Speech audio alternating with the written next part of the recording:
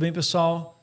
Trazendo aí mais um episódio do Sartor Talks, esse projeto aí da Clínica Sartor, que é super interessante para trazer informações para os pacientes. A gente acredita muito na informação, na ciência e no empoderamento do paciente com conhecimento para melhorar a sua saúde. E no episódio de hoje a gente vai falar sobre pseudociência na medicina, que é uma coisa tão prevalente hoje em dia com redes sociais, internet.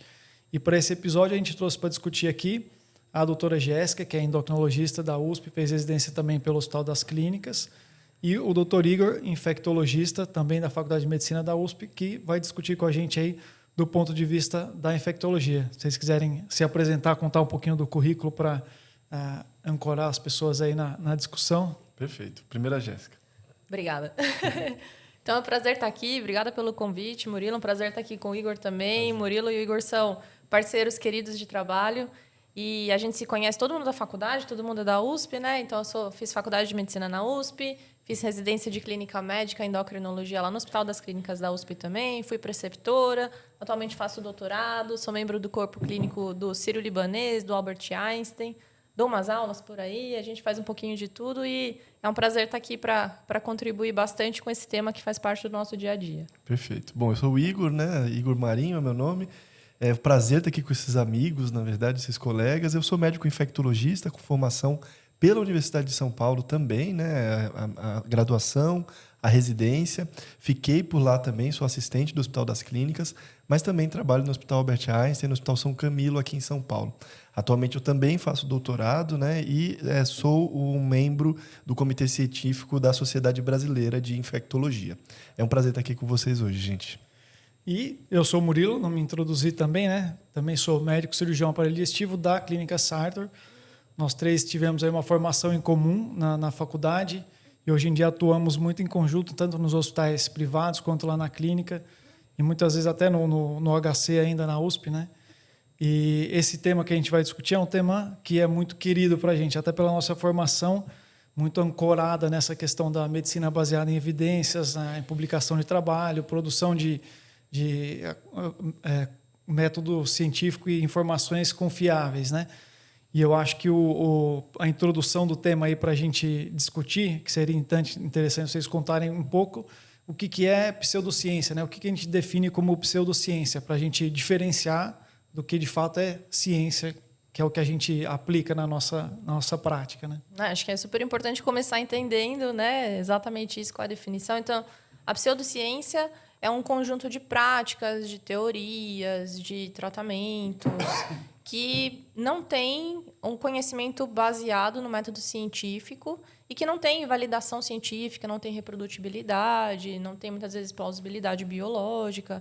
Então, em termos objetivos, é um conhecimento que não dá para confiar muito. Isso. E é interessante a gente ver, Murilo, e quem está em casa perceber que a veiculação de algumas notícias em ciência, inclusive em saúde, se tornou muito mais comum nos últimos 20 anos, né? Esse é um fenômeno que vai acompanhar um pouquinho a criação das redes sociais e a facilitação do acesso à informação. É óbvio que a gente quer que todo mundo tenha informação, e boa informação. Aliás, é isso que a gente está tentando fazer aqui. Mas a gente precisa lembrar que hoje, com o celular na mão, a gente consegue encontrar resposta para praticamente tudo que a gente quer encontrar. Mas, às vezes, essa resposta vem de uma origem que não é boa, né? E a gente precisa estar checando isso todo o tempo, porque senão a gente vai ter informações falsas ou, de fato, uma pseudociência.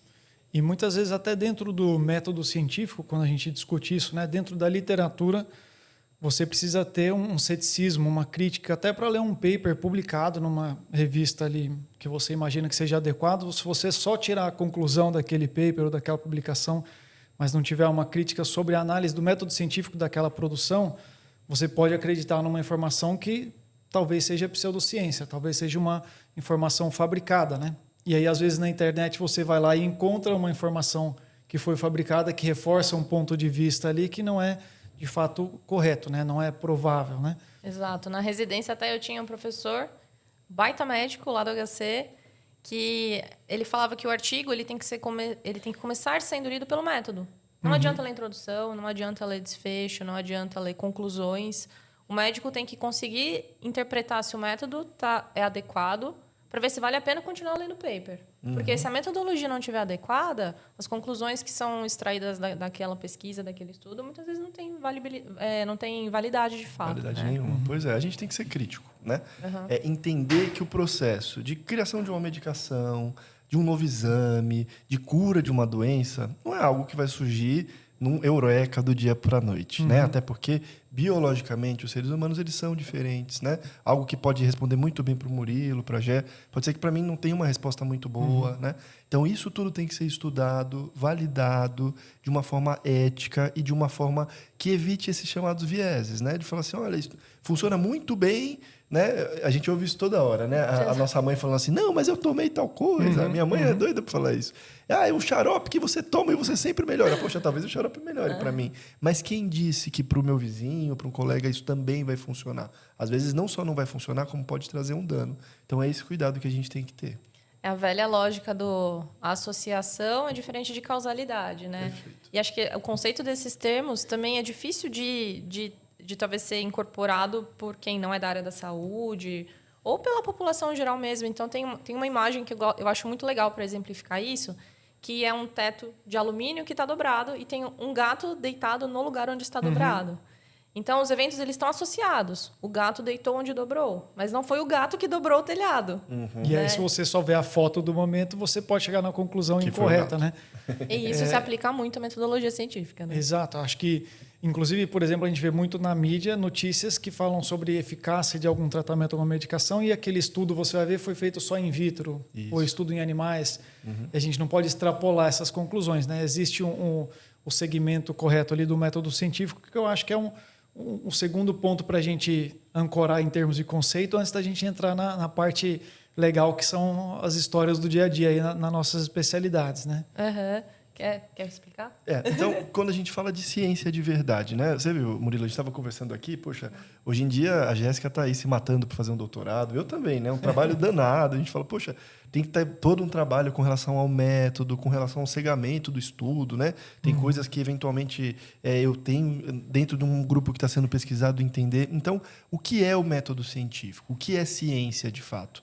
A ciência parte de um princípio de que o indivíduo que é o principal pesquisador, ele deve ter uma posição totalmente parcial com relação àquilo que está sendo pesquisado. Então, eu não posso vir pesquisar, por exemplo, eu que trabalho com infectologia, um tratamento para uma bactéria, considerando que eu sou muito, muito, muito fã dos beta-lactâmicos enquanto antibióticos, e eu vou levantar sempre a bandeira dos beta-lactâmicos, e por isso eu quero muito que isso dê certo e vou torcer todos os dias para que dê certo. Se eu já tomo essa postura, talvez eu crie o que a gente vai chamar de um viés mesmo, de falar assim, olha, talvez eu encaminhe o meu estudo mais para um sentido que não é o sentido da verdade. Pode ser o sentido da minha verdade, mas não o sentido da verdade para a grande maioria das pessoas. Então, a ciência sempre vai trabalhar com alguns princípios que estão relacionados à possibilidade de que as coisas aconteçam naturalmente e beneficiam um maior número de pessoas, né, e não estejam enviesados para um grupo pequeno de populações. Isso vai estar determinado por um método, né, como foi colocado aqui pela Jéssica, e esse método vai ser desenhado para cada situação, de acordo com a situação que é esperada. Tá? Acho que é mais ou menos isso. Eu acho que é importante entender que tem estudo para tudo. Se você quiser encontrar estudo falando que o chá de boldo melhora a gripe, talvez você encontre. Você vai pesquisar, você pode encontrar um outro estudo que diga que o chá de boldo não melhora a gripe. E é importante você entender se esses estudos foram bem desenhados para saber se aquela conclusão é reprodutível em massa. Né? Se você consegue extrapolar de uma população pequena que foi selecionada, que participou do estudo, para a população geral. E existe um outro ponto que eu acho que é a experiência das pessoas, né? Que fala, mas para mim melhorou, mas para mim não melhorou, mas para mim melhorou. Então, o método científico ele tira essa dúvida do viés pessoal, individual. Então, para as pessoas entenderem como é um desenho bem feito, né? Se a gente está falando acho que mais de estudos de intervenções, né? Sim. Na área do Igor, por exemplo, vou estudar um antibiótico novo para uma doença X. Você tem que pegar um grupo de pessoas, todo mundo tem a mesma doença, você tem que separar as pessoas em um grupo que vai receber o tratamento, um grupo que vai receber outra coisa que não é o tratamento, que pode ser nada ou placebo, né? E ninguém vai saber o que está tomando. E aí, nem os pesquisadores, nem os participantes. E esses dados vão ser analisados para depois comparar. Quem recebeu o tratamento de fato melhorou mais do que quem não recebeu? Isso. Então, o fato de você usar uma coisa para você melhorar, mas para mim melhorou, isso não tem validade do ponto de vista metodológico, né? As experiências individuais, nesse sentido, não têm validade. E tem outro ponto, né, Murilo e Jéssica? Além de olhar para a eficácia, e obviamente a gente quer que os estudos produzam novos medicamentos, e a gente tem avanços na medicina, a gente também se preocupa muito com segurança. Perfeito. Existe um princípio básico na medicina, que é de primeiro não causar danos. Então, do que adianta eu criar um remédio que pode curar a gripe da Jéssica, mas Com quando o certeza. Murilo tomar, pode gerar um outro problema para ele. Perfeito. E, às vezes, esses eventos adversos, ou esses efeitos colaterais, eles são muito raros. Eu preciso ampliar a minha margem de pessoas estudadas para garantir que, de fato, quando isso for comercializado, quando isso for amplamente disponível, eu não vou ter pessoas que vão ter efeitos colaterais. A gente viu alguns exemplos disso na medicina. Né? Então, existem alguns exemplos Algumas de remédios... medicações, né, que depois de anos que foram depois de retiradas de anos- mercado quando você começou a entender que o efeito há 5, 10, 15 anos era grave, né? Perfeito. E aí, poxa, não, mas essa medicação ajudou algumas pessoas. Tá bom, mas ela pode causar um dano. Então, a gente prefere não utilizar porque eu posso causar um dano, sendo que eu posso criar outros remédios, outras medicações ou outras intervenções Alternativas, que né? sejam melhores do que ela. E eu gosto de pensar muito também nessa questão do método científico como sendo o seguinte: a vida ela é muito orgânica, ela é muito natural. As coisas acontecem e o que está acontecendo está cheio de viés, cheio de ruído. E a nossa experiência como ser humano é natural você buscar reconhecer padrões. E esses padrões eles vão estar contaminados de vieses, né, de ruídos do ambiente e da vida normal, né, da coisa orgânica. O método científico, o trabalho, é exatamente para limpar esse ruído, limpar esse viés, e entender exatamente qual efeito gera, qual causa gera qual efeito, né? Qual Exato. intervenção gera tal resultado. E isso a gente tem que fazer de uma forma que você não tem como mentir. E não mentir seria uma matemática, estatística ali, limpo de ruídos, cegado para todos os lados, onde nenhum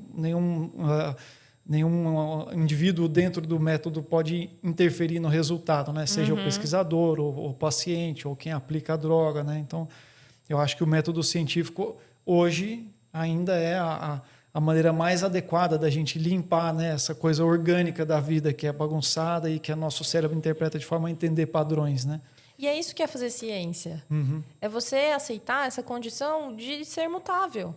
Porque, de repente, você tem uma verdade científica que foi mostrada em um estudo e pode vir um estudo posterior que está metodologicamente mais rigoroso, ou é maior, ou meta-análise, em que você compila dados de muitos estudos e que depois a conclusão que você chega é a outra. E eu acho que isso é uma diferença também da pseudociência, né? A pseudociência é muito categórica. Isso. As verdades são imutáveis. Você tem deficiência disso, falando da minha área, né? Você tem deficiência disso e é por isso que você está fadigado e eu vou te dar isso e você vai melhorar. É preto no branco, é categórico, né? As verdades são imutáveis na pseudociência, o que não é exatamente o oposto na ciência real. A gente tem que estar aberto a aprender e a mudar conceitos, né? E a gente sabe bem, né? Eu digo por mim, mas algumas vezes já ao longo da carreira mudei de opinião totalmente sobre algum tratamento, alguma intervenção, né? Exato, Isso. exatamente. Isso muda de paciente para paciente, eventualmente. Antibiótico, A gente né? tem que ter, então a gente sabe que para algum vai ser uma melhor opção, para outro não. Então a gente tem que ter essa noção. E acho que isso é de fato essencial para entender ciência. E entender que ciência, gente, não se faz no boteco. Exato. Ciência não se faz numa conversa, né, de opa, vamos testar esse remedinho e ver se funciona. São processos demorados, que vão demorar anos, que precisam de especialistas na área, que precisam de muitas pessoas envolvidas, precisam de investimento. Então, a gente precisa disso para que os nossos pacientes não sejam as nossas cobaias, Exato. mas que a gente, de fato, tenha coisas produzidas com todo um passo a passo, bem feito, e a gente não tenha problemas para frente. E a experiência é importante, é óbvio, mas a experiência, ainda que você, como profissional da saúde, dependente da área, fala assim, não, mas na minha experiência isso funciona bem, a sua experiência tem que sempre estar ancorada no método científico. Então, eu fiz isso de acordo com essa literatura e eu vejo esse resultado. Eu faço diferente e meus pacientes, né, eu trato de uma forma especial, não está publicado. Isso aí é o que a gente chama de pseudociência no fim das contas, né? E acho que até resgatando o princípio da não maleficência, a experiência pessoal não deve estar acima do método científico. Perfeito. E aí, só para terminar essa parte do que é ciência, né, amor? É importante a gente lembrar que um estudo demora anos, porque ele vai ter fases.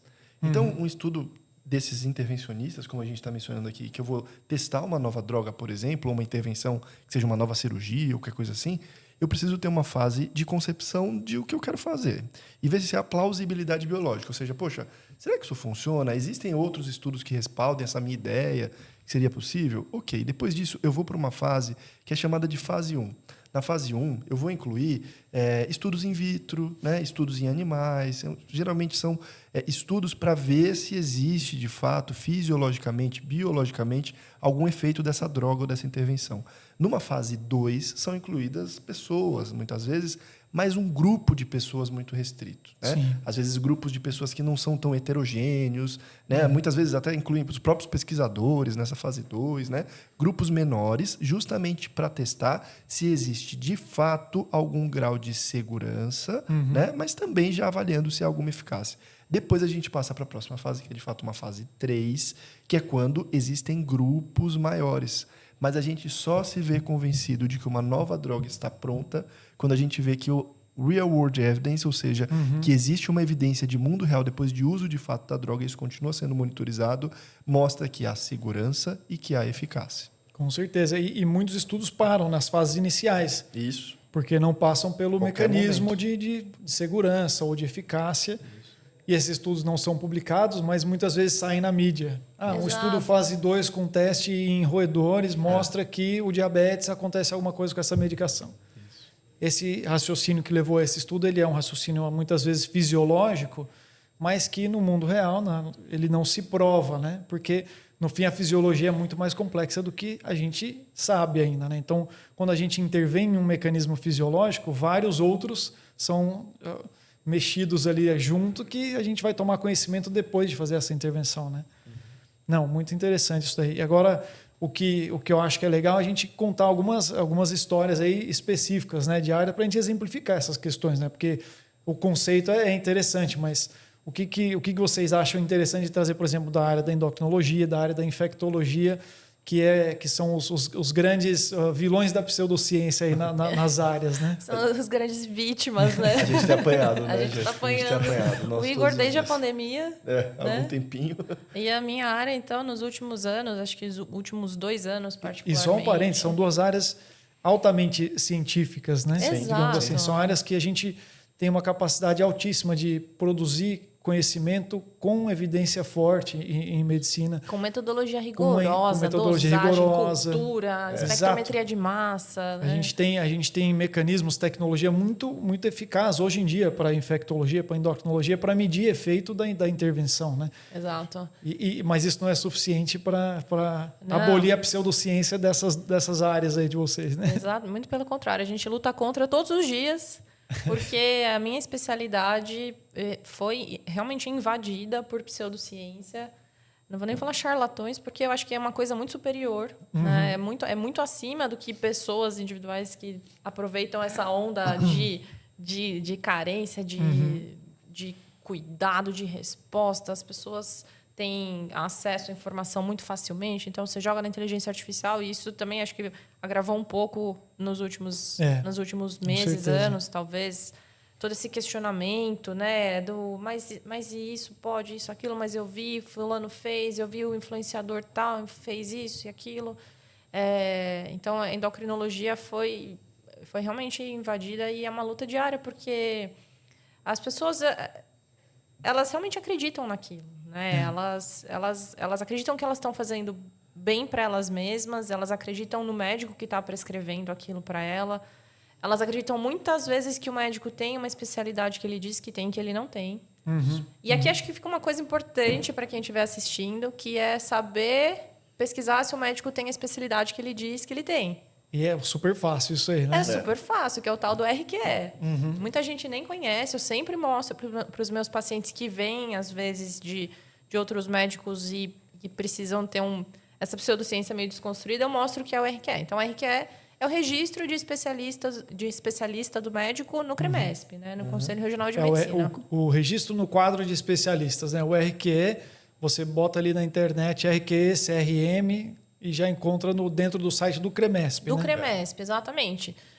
Então, para o médico ter um número, é um número, né? Isso, mas para o médico receber esse número, ele tem que passar pelo critério do CREMESP. O CREMESP reconhece esse médico como especialista. Então, você joga lá no Google, CREMESP, RQE, aí você joga o CRM do médico no site e você consegue ver qual que é a especialidade que o médico está registrado no CREMESP. Isso é o mínimo, né? Não vamos nem dizer que isso garante a qualidade técnica também, Exato. mas é um requisito mínimo. Quer dizer que o cara pelo menos estudou, fez residência, fez uma prova de título. Então ele tem um conhecimento. Agora, todas as pessoas são seres humanos. Ainda com esse conhecimento adquirido, a pessoa pode continuar a seguir um caminho de pseudociência. Isso é um filtro tá fora do controle. adicional, né? Mas quando não tem, muitas vezes, e eu encontro isso, né? Você estava falando de o charlatão, aquela pessoa que ocupa uma área da endocrinologia sem especialidade, ele entra naquela especialidade sem ter esse conhecimento, sem ter desenvolvido ou passado por uma residência, uma prova de título, e muitas vezes ele acredita naquela pseudociência que ele está aplicando. Isso às vezes ele não está fazendo isso, digamos, 100% de má fé. Ele está fazendo isso como uma crença que ele tem e ele reproduz, né? Exato, exatamente. Às vezes não é tão na sacanagem. A pessoa realmente acredita naquilo. Né? E aí eu vou mais... O buraco eu acho que é mais lá embaixo até, viu, gente? Porque às vezes o indivíduo não tem o RQE, né? Ele não está registrado no quadro de especialista, mas às vezes o indivíduo nem é médico. Né? E, aliás, ele não tem nem formação em saúde, muitas vezes. Né? Sim, um indivíduo que simplesmente se aventura e fala, opa, eu vou aqui falar que eu faço um tratamento, que eu posso usar algum tipo de medicamento, que eu posso gerar algo bom. E aqui é importante, até pelo que a Jéssica falou, geralmente esses indivíduos têm um carisma danado. Né? Esses caras, eles sabem convencer no papo, eles são pessoas carismáticas. E eles acabam convencendo o paciente de que não, eu vou te ajudar. Olha, eu vou conseguir resolver o seu problema. E fala tudo o que o paciente quer ouvir. Quando a gente estuda a medicina e quando a gente estuda as nossas especialidades, a gente sabe que tem situações que às vezes são muito difíceis de contornar e a gente é honesto com o nosso paciente. Sim. Olha, isso é um tratamento difícil, é um tratamento que vai durar alguns meses. Isso daqui, não existem drogas que eu não te dê um efeito colateral importante. E a gente tem esse reconhecimento de poder falar isso para o paciente. Esses colegas geralmente vão falar, não, isso aqui é uma maravilha, você me paga tanto e vou ter garantia de que você deve melhorar. Na questão da endocrinologia, Jéssica, você pode falar melhor do que eu, às vezes um tratamento hormonal desses dá uma sensação de bem-estar. Dá. O paciente fala assim, não, olha, realmente eu estou bem. Puxa, Exato. eu tomei... Melhorei demais, estou super disposto, estou ganhando massa na academia. Está tudo bem. Isso é o mais recorrente, acho, né? Assim, no consultório, da demanda mesmo de resolução, de intervenção, eu acho que é fadiga e composição corporal, performance esportiva. Até fazendo um parênteses sobre esses sintomas específicos, né? Que eu vejo acontecer na nossa prática. Muitas vezes o paciente acaba indo no médico de verdade quando está de fato doente. Isso. E às vezes ele ficou doente por uma questão de um sintoma meio inespecífico, que encontrou um cara que tinha uma solução milagrosa e isso durou por um tempo, mas eventualmente adoeceu, né? Exato. Então eu acho que uma coisa importante para a gente conscientizar é que muitas vezes sintomas inespecíficos ou sintomas muito genéricos talvez sejam a vida, né? Natural, seja o cansaço, seja o sono, seja, né, a alimentação. E quando alguém traz um cálice, né, um grau ali da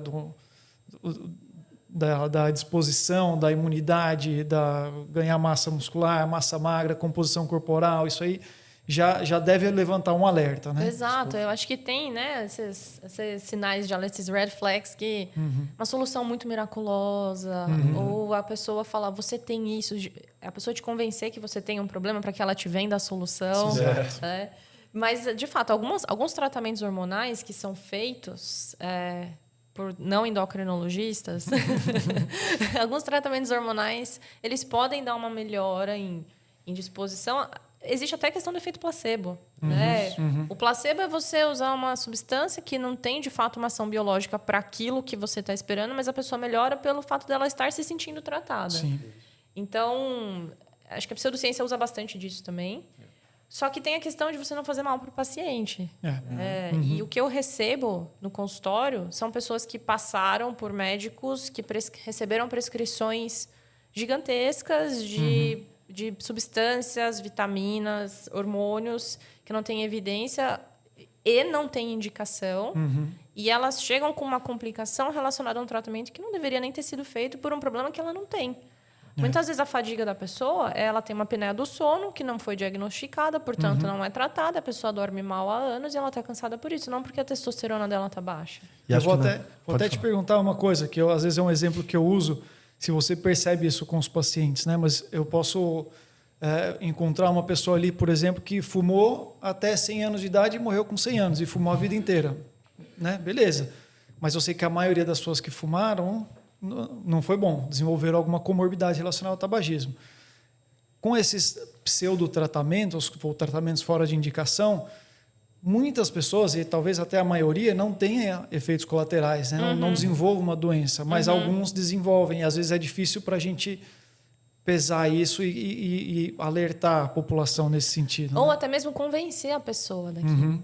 Porque ela vem com um conhecimento que foi colocado dentro da cabeça dela. Ela vem com ideias que foram imputadas na cabeça dela. Olha, você está cansado? Para uma mulher, você está cansada porque a sua testosterona está baixa. E, na verdade, a resposta é: que bom que a sua testosterona está baixa. Significa que você não tem um tumor adrenal, que você não tem um tumor nos ovários. A sua testosterona estar baixa está esperado para uma mulher. Não é essa a causa da sua fadiga. Isso da testosterona virou um clássico, né, Jéssica? Clássico, O pessoal está na mas- busca do valor da certeza. testosterona, os homens e as mulheres. É uma obsessão com a testosterona. Agora acho que está diminuindo um pouco. Estão surgindo coisas novas, peptídeos. As pessoas têm falado muito desse tal de peptídeo aí. Mas essa obsessão com a testosterona... Porque quando a resposta para o problema é hormonal, a solução é fácil. Você dá o hormônio. Sim. E os pseudocientistas conseguiram comercializar isso de uma outra forma, que é vender o tratamento na sua clínica. O que, inclusive, é proibido para médico, tá? Exato. Não, o médico não pode fazer Não isso. deve fazer na própria clínica. E aí eu vou colocar um contraponto aqui, viu, amor? Porque a gente está conversando bastante da Jéssica, e no dela, todo mundo coloca a faca no bolo dela. De falar assim, opa, eu também posso dar esse tratamento, eu também dou. Na minha situação, é o contrário. Eles contraindicam os tratamentos que a gente fala que é para fazer. O pessoal foge. O Pois é. infectologista fala, tal Essa rotina vacina não vacinal, é tal rotina antibiótica. Não tal. vai. Não, mas eu não gosto de tomar remédio, eu não gosto de tomar vacina. Né? E aí você vai ter um colega falando no Instagram dele que, por exemplo, tomar vacina de gripe faz mal. Né? Tomar vacina de gripe faz mal. E que essa vacina de meningite não precisa tomar em crianças, não precisa. Já pensou? Né? E olha E só o aumento problema. do número de casos de autismo? Pois é, e o aumento do número de casos de autismo, a vacina de sarampo faz mal, a vacina de febre amarela é terrível. E eles contraindicam, né, essas vacinas que, na verdade, são medidas preventivas. E isso está gerando o quê? Um aumento de doenças que tinham desaparecido. O Brasil, por 2 vezes, já foi considerado um país livre do sarampo. E a gente está vivendo, de novo, uma epidemia de sarampo. Isso Pra não agora, falar, recente, né? agora, nos últimos anos, a gente tem visto casos, mas esse ano, especificamente, a gente está gravando isso em Transmissão, né, em 2026, São Paulo. e a gente está vendo transmissão com casos aqui no Brasil. Nos Estados Unidos, isso é uma coisa absurda. Os estados da Carolina do Norte, do Texas, a própria Carolina do Sul, têm registrado casos num número que já agora, a gente está gravando isso, né? A gente está no início de 2026, já supera os dados de 2025 inteiro, né? E é desesperador, como os Estados Unidos, que é um dos países que mais recebem visitantes no mundo. E essas pessoas circulam, né? Sem vacina de sarampo, o que é aterrador, né? É gravíssimo, é assustador, é inadmissível, né? No pleno 2026, você ter transmissão de sarampo dentro de São Paulo, né? E é uma discussão muito esquizofrênica, eu acho. Você vê na internet, na mídia, falando de vamos usar uma medicação super nova, recente, por exemplo, os análogos de LP1 indiscriminadamente, da área da endocrinologia. E não, tratamentos super bem estabelecidos, com perfil de segurança já bem definidos há 20, 30, 40, 50 anos, como algumas vacinas que a gente tem. Vamos questionar. Né? A gente já tem mais de 40 anos de algumas vacinas sendo usadas e já sabemos tudo sobre elas. Né? Um clássico da Sartor, um clássico do meu consultório. Chega um paciente, primeira consulta, né? Um paciente foi indicado às vezes por um colega, fala assim, doutor, eu estou procurando você no consultório porque eu quero melhorar a minha imunidade. Já tem acontecido com vocês. Aí eu falo assim, nossa, que bom. O que você sabe sobre imunidade? O que você já tomou? Eu já tomei a vitamina tal, o soro, não sei o quê. Tá, e o seu cartão de vacinas, como que tá? A nem paciente tenho. fala, isso eu não sei, nem tenho. Nem tenho mais. Fala, nossa, mas você está tão preocupado com a imunidade. O que é imunidade? As vacinas. Já tem que começar por aí para contar para o paciente. São a melhor medicação para a imunidade. Gente, é muito melhor do que a vitamina C que a gente toma e coloca no copo de água. É muito melhor do que otimizar a vitamina D, dosar a testosterona. É tomar vacinas. Eu sei que a maioria das pessoas, de fato, está em falta. Então, procurem um colega que possa te ajudar na prescrição de vacinas. Vacina não é coisa de criança e nem é coisa só de velhinho. É para todo mundo. Existe um calendário vacinal, como o Murilo falou, muito bem estabelecido e muito seguro. E a gente deve tomar essas vacinas para melhorar a imunidade. E eu até acho, Igor, e eu vou fazer até um meia-culpa como médico de outra especialidade que não é infectologia. Eu acho que a gente, no consultório, fala pouco sobre vacina. Deveria ser parte integral de um check-up, por exemplo. Né? O paciente vai fazer o check-up do colesterol. Eu falo, mas eu acho que a minha especialidade tem um pé com o generalista também, o generalista, né? O check-up, né? O check-up, muita gente... E acho que desde a pandemia, as pessoas passaram a se preocupar um pouco mais com prevenção. Então, muita gente procura... eu nunca fui a um endocrinologista, eu gostaria de fazer um check-up. Não existe uma rotina endocrinológica, uma recomendação de fazer um check-up endocrinológico. Você vai ali baseado na faixa etária da pessoa, se é uma mulher está perto do climatério, nas queixas, obviamente. Então, no meu consultório, eu sempre falo sobre vacinas, até porque eu tenho uma atuação também como generalista no consultório. Mas ainda nessa temática de vacinas e especificamente sobre a pandemia, eu acho que uma coisa que reforça essa questão é... As pessoas adoram uma teoria de conspiração. Isso. Elas adoram. E elas se agrupam. Exato. E elas se juntam em grupos no WhatsApp, em grupos no Telegram. Era desde o Facebook, né? Começaram os grupos do Facebook ali que foram... Né? E elas disseminam fake news. E a vacina, as pobres das vacinas entraram nessa leva com força, né, Igor? Infelizmente. E a gente precisa ser crítico exatamente do que estava falando no começo do episódio, né? Esses grupos, às vezes, conseguem angariar conhecimento ali que reforça uma pseudociência, porque são trabalhos ou defasados, ou antigos, ou com metodologia ruim. E aí trazem aquela evidência como sendo evidência do resultado que querem defender, mas muitas vezes isso não sobrevive a um escrutínio crítico com uma evidência mais nova, um trabalho com uma metodologia melhor, né? Então, a gente precisa ser crítico, né? Sempre ser cético, né? Sobre soluções milagrosas ou teorias da conspiração, que seja. Né? Para os colegas que estão ouvindo a gente, inclusive eu sei que alguns médicos também devem observar a gente, mas também os pacientes. No ano passado, a Sociedade Europeia de Cardiologia, pela primeira vez, como o Murilo falou, um grupo de especialistas não infectologistas ou imunologistas ou pediatras colocou no documento de prevenção cardiovascular que a vacina seria o quarto pilar da prevenção cardiovascular. E aí, quando você olha esse documento, é um documento fantástico da ESC, que é a Sociedade Europeia de Cardiologia, você fala assim, eles gostam de vacina, talvez eles sejam amigos de alguns infectologistas, e falaram, vamos falar para todo mundo tomar vacina. Não, eles embasam isso com ciência. E eles colocam uma sociedade independente. Independente. Né? E eles colocam que tomar vacina, por exemplo, de influenza, de Covid, eles vão dando esses exemplos e as referências. Diminui evento cardiovascular. Não só protege contra o agente que a vacina é direcionado, mas também diminui o número de infartos, de AVC, obstrução arterial, entre outras causas. Então, percebam que é importante, né, pedir para o seu médico, independente se ele é infecto ou não, poxa, eu quero atualizar vacinas, ir atrás disso e estar em dia para melhorar a imunidade, que, óbvio, tem que ser um objetivo nosso no dia a dia. Eu acho que, para a gente... encaminhando aí para o final desse episódio, terminar com um gostinho legal assim, a gente contar quais seriam talvez a pseudociência mais encontrada, número 1, número 2 aí dentro da especialidade, né? Eu acho que, falando pela minha área, a cirurgia, é muito comum o paciente discutir sobre a vesícula biliar, como se a vesícula biliar tivesse um papel nos humores, na emoção, no comportamento. E, cara, a vesícula biliar é um saquinho que estoca bile, entendeu?